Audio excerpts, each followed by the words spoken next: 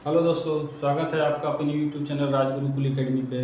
मैं राजकुमार गौतम आपके अपने यूट्यूब चैनल पे स्वागत करता हूं। आज हम लोग पढ़ने वाले हैं भारतीय संविधान भाग 1 के बारे में। जैसा कि इसके पहले हम लोग भारतीय संविधान के भागों को अच्छे से पढ़ चुके थे, पूरी डिटेल में देख चुके हैं कि जो है कि हमारे भारतीय संविधान में 1 से 22 भाग हैं, उसमें क्या क्या है उसमें पढ़ा चुके हैं। तो आप हमारे पिछले वीडियो को देख सकते हैं उसको। तो जैसे एक किताब होती है, उस किताब में अलग अलग चैप्टर होते हैं, फिर उस चैप्टर में अलग अलग टॉपिक होते हैं। वैसे हमारा भारतीय संविधान है। भारतीय संविधान को चैप्टर के रूप में जो है कि भाग को बांटा गया है और उस प्रत्येक भाग में कुछ अनुच्छेद दिए गए हैं। आइए देखते हैं कि हमारे भारतीय संविधान भाग 1 के बारे में क्या है और उसमें कितने अनुच्छेद हैं। हमारे भारतीय संविधान भाग 1 में संघ और उसका राज्य क्षेत्र, जो कि 1 से 4 अनुच्छेद को दर्शाता है। आइए अब देखते हैं हम लोग हमारे अनुच्छेद 1 में क्या है, आर्टिकल 1 में क्या है। आर्टिकल 1 में भारत राज्यों का संघ है। इस संघ को यूनियन बोलते हैं। जो हमारा भारत है वो यूनियन को दर्शाता है। जो संघ है उस संघ की 2 इंग्लिश वर्ड होती है, एक फेडरल होती है, एक यूनियन होती है। तो जो फेडरल स्ट्रक्चर जो है, एक जो ऐसा होता है कि एक जो उसमें देश होते हैं, एक देश होता है उसमें राज्यों से मिल के बना होता है। लेकिन जो राज्य होते हैं वो सहमति से एक देश का निर्माण करते हैं। वो जब चाहे तब अपने देश से अलग हो सकते हैं, अपनी स्थिति को अलग कर सकते हैं। लेकिन यूनियन की स्थिति में ऐसा नहीं होता है। जो हमारा देश है यूनियन है, उसमें क्या है कि हमारे जो राज्य हैं वो कभी भी अपने देश से अलग नहीं हो सकते हैं। तो ये मेन अंतर होता है फेडरल और यूनियन में, जो कि दोनों की हिंदी वर्ड होती है संघ ही होती है। संघ को दोनों दर्शाते हैं, लेकिन एक फेडरल होता है जो भी कभी भी जो उसके राज्य होते हैं वो कभी भी अलग हो सकते हैं। लेकिन यूनियन की स्थिति में ऐसा नहीं होता है कि हमारे राज्य अलग हो सकते हैं। उनकी मुद्राएं भी एक होंगी, उनको दोनों की भी मुद्राएं होंगी, लेकिन वो अलग नहीं हो सकते हैं। इस स्थिति में यूनियन की स्थिति में कभी अलग नहीं होते हैं, फेडरल की स्थिति में वो अलग हो सकते हैं। तो जो हमारा राज्य है वो यूनियन है।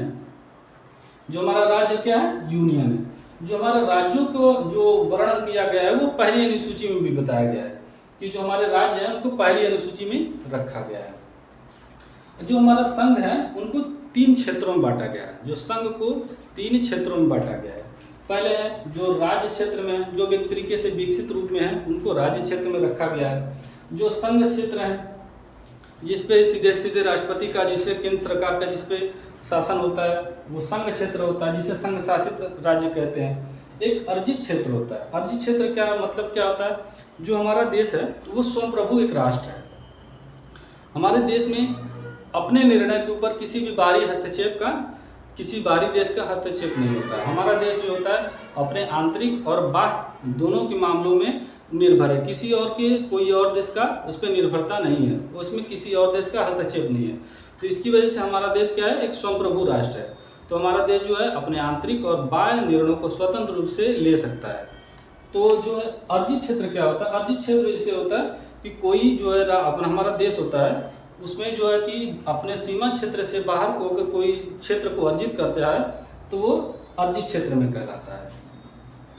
अब आगे आइए देखते हैं अनुच्छेद 2 आर्टिकल 2 में क्या है। आर्टिकल 2 में क्या है, भारत से बाहर के नए राज्यों का प्रवेश या गठन। हमारी भारतीय सीमा से जो भी क्षेत्र अलग है, अगर वो भारत क्षेत्र में शामिल होना चाहता है तो आर्टिकल 2 के तहत शामिल होगा। इसका सबसे पहले हम लोग उदाहरण देखते हैं सिक्किम। जो सिक्किम सिक्किम है, पहले शाही वंश वहाँ था, जिसमें जो चोंग्याल वंश का वहाँ पे शासक था, एक शाही शासक था। तो उसने जो है कि अपने सिक्किम को भारत में शामिल होने के लिए सहमति जताई। तो उसके लिए 35वां संविधान संशोधन 1974 में सिक्किम को सह राज्य घोषित किया गया। मतलब सह राज्य का मतलब साथ में मिलजुल के रहने के लिए भी किया गया था, लेकिन उसको पूर्ण दर्जा राज्य का नहीं मिला था। तो जब वो देख लिया कि जो सिक्किम के लोग हैं उन्होंने देख लिया कि भारत में रहना हमारे लिए अनुकूल है, तो उसके लिए फिर 36वां संविधान संशोधन 1975 में किया गया, जिसमें सिक्किम को पूर्ण राज्य बना दिया गया और 22वां राज्य भारत का 22वां राज्य बन गया। भारत का 22वां राज्य बन गया। ये हमारे अनुच्छेद 2 हो गया। अब देखते हैं हम लोग अनुच्छेद 3 को।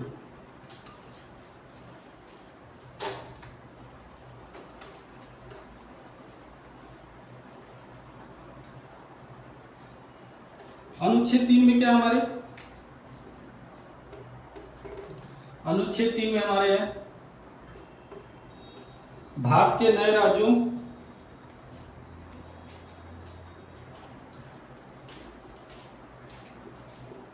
भारत के नए राज्यों का गठन या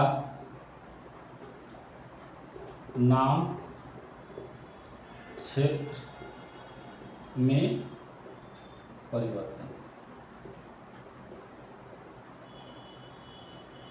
अब इसमें क्या है, जो हमारे भारतीय सीमा में जो भी राज्य है, जो भी क्षेत्र है, अगर उसमें परिवर्तन किया जाता है तो आर्टिकल 3 के तहत परिवर्तन किया जाएगा।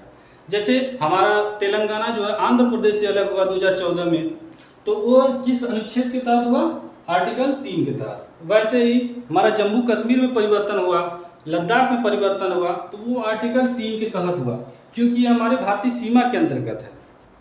आर्टिकल 2 और 3 में मेनली अंतर यही है। आर्टिकल 2 कहता है कि हमारे भारतीय सीमा से बाहर की जो क्षेत्र शामिल होना चाहते हैं उनके लिए, और जो है कि आर्टिकल 3 में कहता है कि जो हमारे भारतीय सीमा के क्षेत्र के अंदर जो है उसके राज्य में परिवर्तन, उसके क्षेत्र में परिवर्तन, उसके नाम में परिवर्तन किया जाएगा, तो आर्टिकल 3 के तहत किया जाएगा। जैसे क्या है, तेलंगाना को बदला गया, फिर उसके बाद जम्मू कश्मीर और लद्दाख का मैटर हुआ जो कि 2019 में हुआ। फिर उसके बाद फिर आर्टिकल, इसमें क्या है कि इसको करने के लिए पहले 2 शर्तें होती है, इसको परिवर्तन में लाने के लिए 2 शर्तें होती है।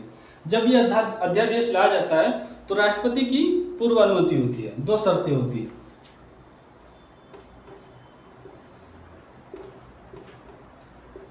दो शर्तें क्या है, राष्ट्रपति की पूर्व अनुमति,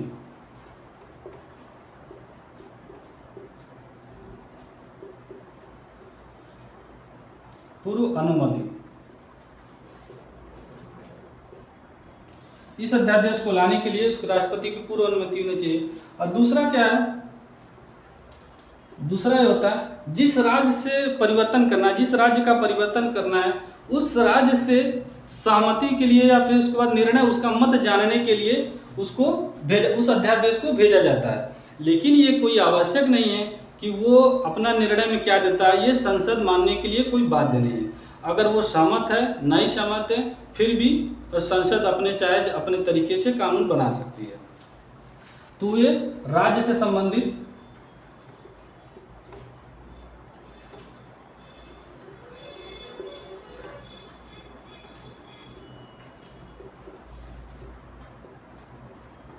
मत जानने के लिए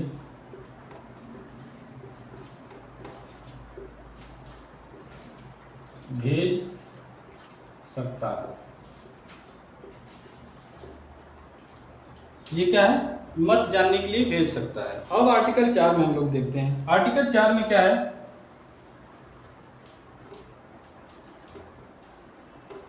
आर्टिकल 4 में क्या है कि अनुच्छेद 2 और 3 में जो भी परिवर्तन किए जाएंगे वो अनुच्छेद 368 के अंतर्गत नहीं किए जाएंगे।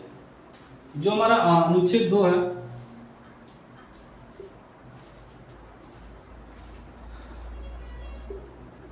अनुच्छेद 2 और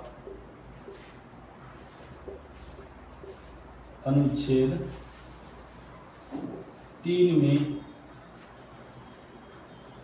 जो भी परिवर्तन किया जाएगा वो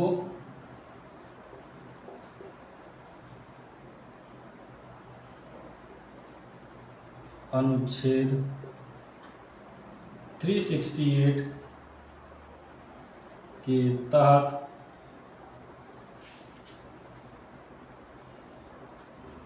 संशोधन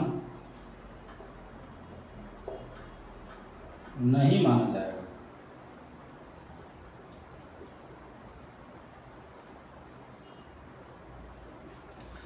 मतलब जो भी अनुच्छेद 2 और 3 में परिवर्तन किए जाएंगे वो 368 के जो तहत संशोधन किया जाता है उसके अंतर्गत नहीं आ जाएंगे।